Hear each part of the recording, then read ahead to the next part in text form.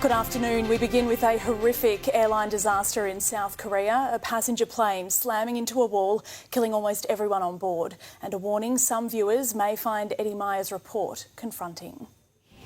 It was just after 9 a.m. local time when the Jeju Air 737 came into land at Hwan Airport around 300 kilometres south of Seoul.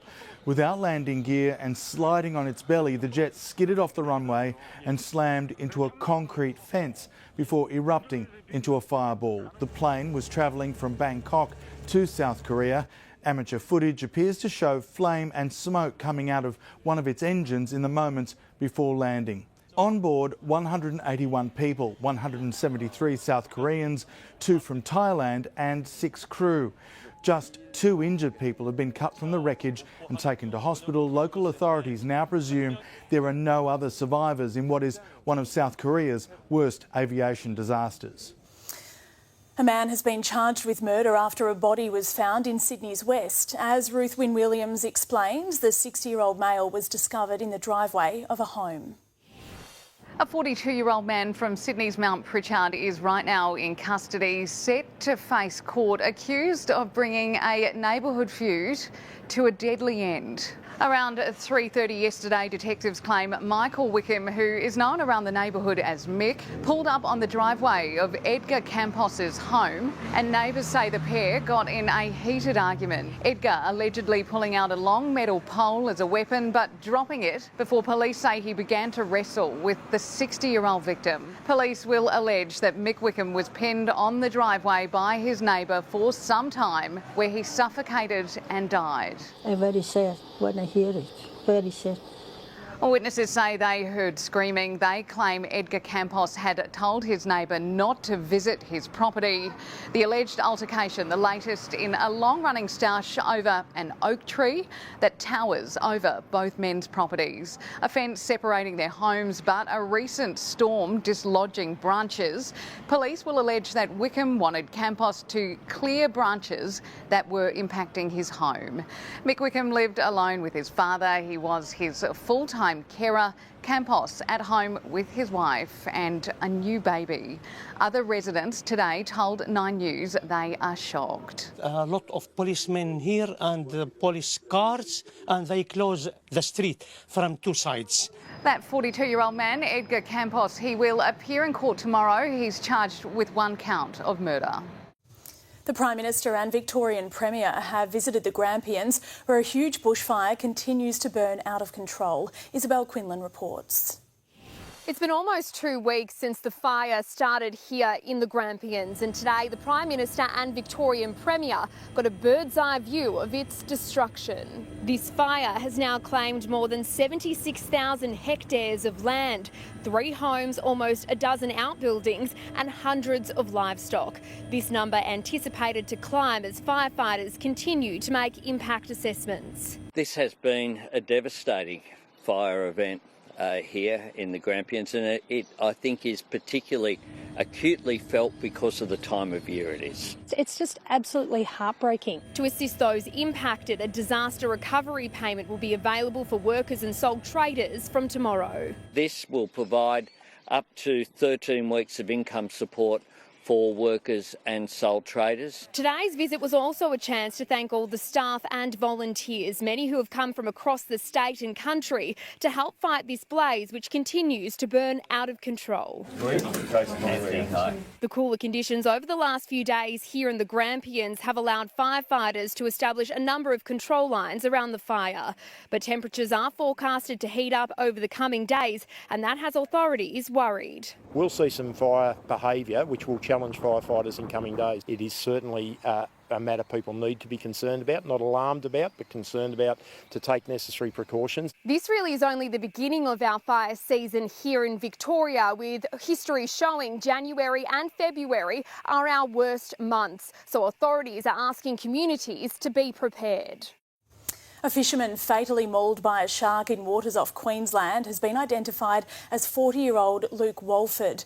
The youth pastor is being remembered as a gentle soul and a loyal friend. Abby Gearan with more. Well, this tragic series of events unfolded in waters off Humpy Island in the Keppels, 18 kilometres from Yeppoon yesterday afternoon, leaving the central Queensland community in mourning. Luke Walford, an experienced fisherman and school chaplain, was holidaying with friends and family when he was attacked by a shark while spearfishing, leaving him with deep wounds to his neck.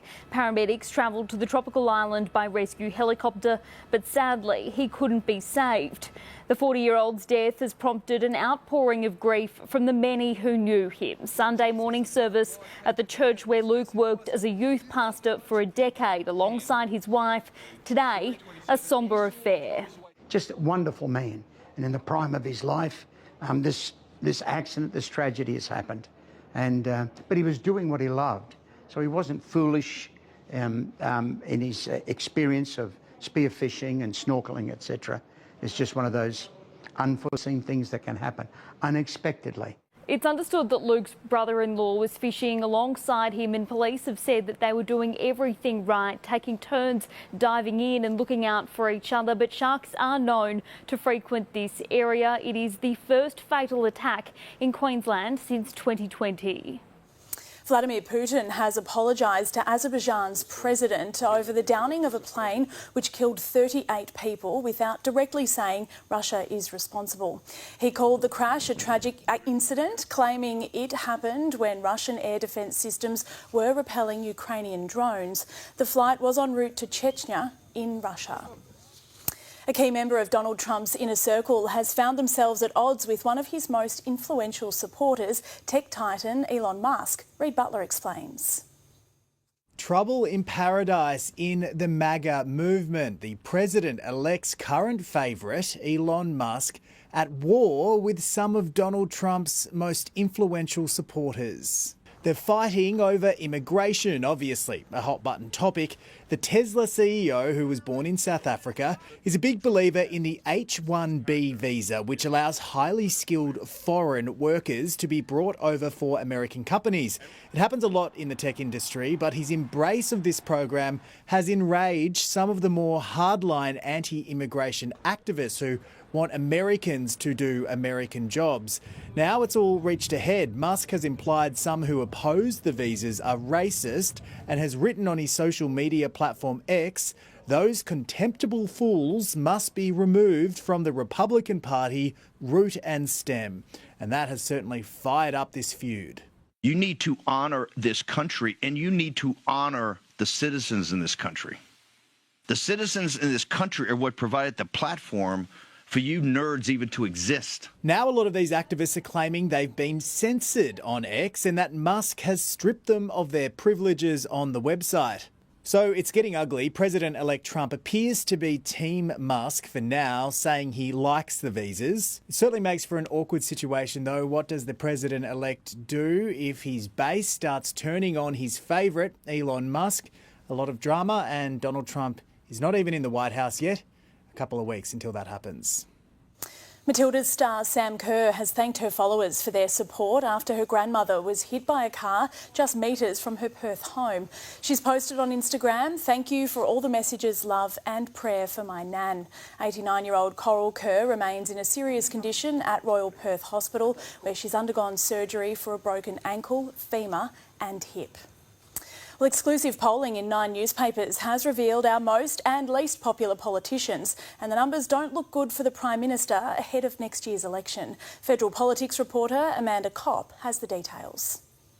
Well, neither the Prime Minister or the opposition leader have come out on top in the annual Resolve Political Monitor today. Instead, it's independent Senator Jackie Lambie who's claimed the top spot. The long-serving Tasmanian firebrand, well known for her frank and fiery contributions to political debate, and clearly Australians like it. But it was a different story for another fiery independent, Victorian Senator Lydia Thorpe, coming in on the other end of the scale as the least popular federal politician.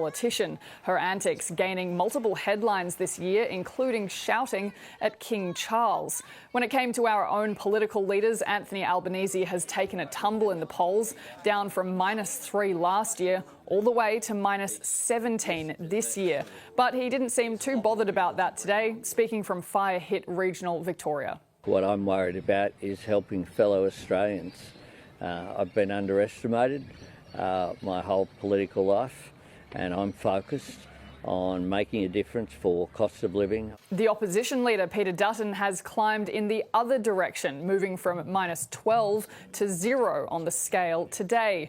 His coalition partner, Nationals leader David Littleproud, coming out 1 point ahead of him and with some advice for other politicians. You've got to be sharp, you'll be concise, and if you don't grab their attention the first couple of seconds, they turn off, they get bored. All things to pay attention to as we head towards the next election in just a few months' time.